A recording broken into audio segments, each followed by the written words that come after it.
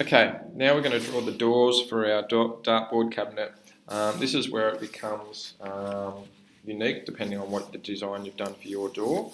But you're going to start with a basic rectangle shape and go from there. Draw your profile first and then worry about extruding and adding textures. So firstly, you just need to pick up the rectangle tool.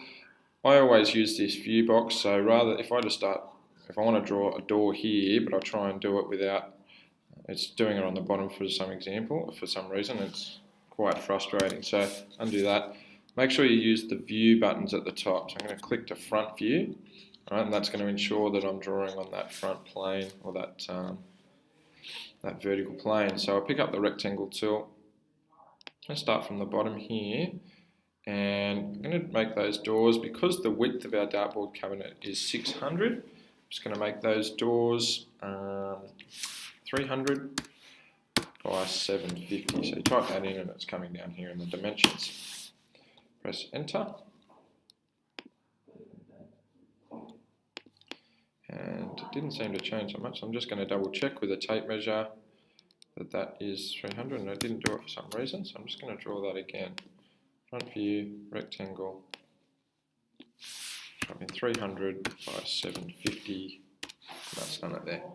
Okay, always just double check your work. Now, there's a lot of people are doing curved edges, straight edges, a mixture of things. So the tape measure is a really important tool. Obviously, if you've done your profile right from the top of your dartboard cabinet, so it's starting there, you need to get your tape measure and come down 150mm, and that will give you a starting point, and you can see that it leaves a little dot. Alright, that's your little reference point. So it's like you're marking it out with a pencil and a ruler, marking your start and end points. If I was to draw a straight line across here that was 200 from this point, get my tape measure, come across, enter 200, and then that's given me that point. Okay, so you've got your two marking points, just like using a ruler. Pick up your pencil tool and do a straight line between those points. Okay, and that would be your profile if that's what you've designed and that's how you've done it, as a straight line there. You would then obviously pick up this line, hold down shift, pick up the other one and delete them. Okay, obviously once you've got your profile done, you then pick up the push-pull tool, and people have different sized doors as well, so you just need to push-pull that. I'm just going to put as a default in here as 19mm. Enter, and that will extrude it.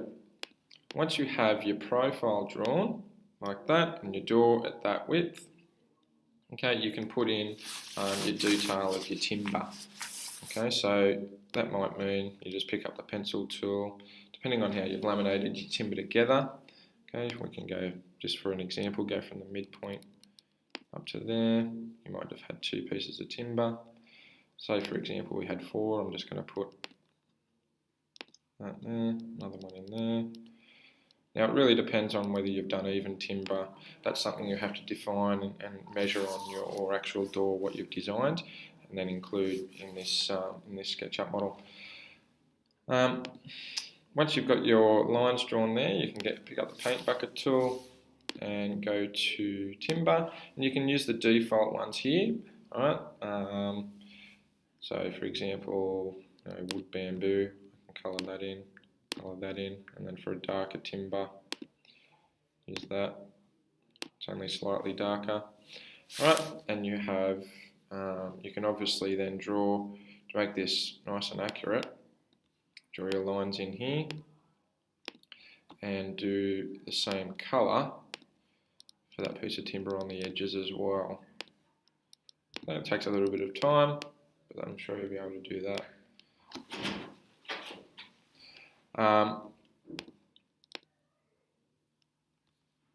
Okay, so continue on with that. Now what I'm going to show you now, I am going to show you in another video how to put your own textures in. That'll be on the video below this one. What I'm going to show you, I'm just going to delete all that work and show you how to put curves in, because some people are doing curves. So back to this point, I'll get rid of my marks. Alright, so say I was doing a wave design, that seems to be popular. There's a few, you use this arc tool up here. Now there's different arcs. There's the first one's just an arc. if you use that one, you basically choose the center of your circle. Right, you come down and this becomes the radius of your circle where you're drawing your second point. If that was the radius, come down, and then that will just follow around the center of a circle. That becomes real awkward to use that tool, I reckon. The best tool to use is your 2-point arc, especially when you're drawing something like a wave. Okay, so I'm going to flip to the front here, front view, make sure I'm bang on there, and pick up the 2-point arc tool. The reason this is good because you're just using a start and an end point, and then the third click is just simply the gradient of your curve.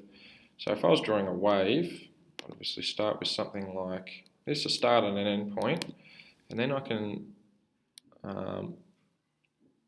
use that to just define my curve I want. I do something like that, that'll put that in. So I click first point, the next part of the wave, I'm going to make like that. Click again because that's on my endpoint there. That hasn't worked. There we go, we'll try that again. 1, 2, and then the height of that wave I'm thinking about there. Again, I'm going to put a start and an endpoint. I'll do that. And if it's kind of starting to snap like that, you can just zoom in, and you zoom in on it, just using your 2 fingers up on your slide bar, on your mouse pad there.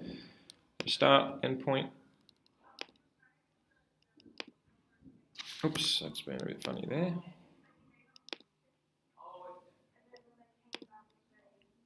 And we can finish that off there. Now if you get something like this happening, where it's kind of gone a bit sharp there, it's not quite smooth enough, you can just fill in the gap. So you get a starting point for an arc, an end point, and push that in like that. Alright, and then get the mouse tool, get rid of that little sharpness, and delete it, and that's just fix that curve up. So that's how you do a curve. Okay, use that 2-point arc tool. Again, when you finish, you just get rid of the waste at the top, or what you would have cut out. You're left with that profile. You can extrude it back, push, pull. 19mm is a default, but again, do your thickness, measure the thickness of the door you've made, and do it to that point. And add your details, your laminated timber details, and use the paint bucket tool. Obviously, we want to make that a component so we can move it around. So don't forget that. So get your mouse pointer, select everything of that door, right click, make component, and call it door, or door 1. Because if you've got the same door and it mirrored, you can just copy and paste that and reverse it around so it's symmetrical. Or you may have done a different door on the other side and you'll have to draw that separately. I'll just go create, and that will be a component now that we can move around.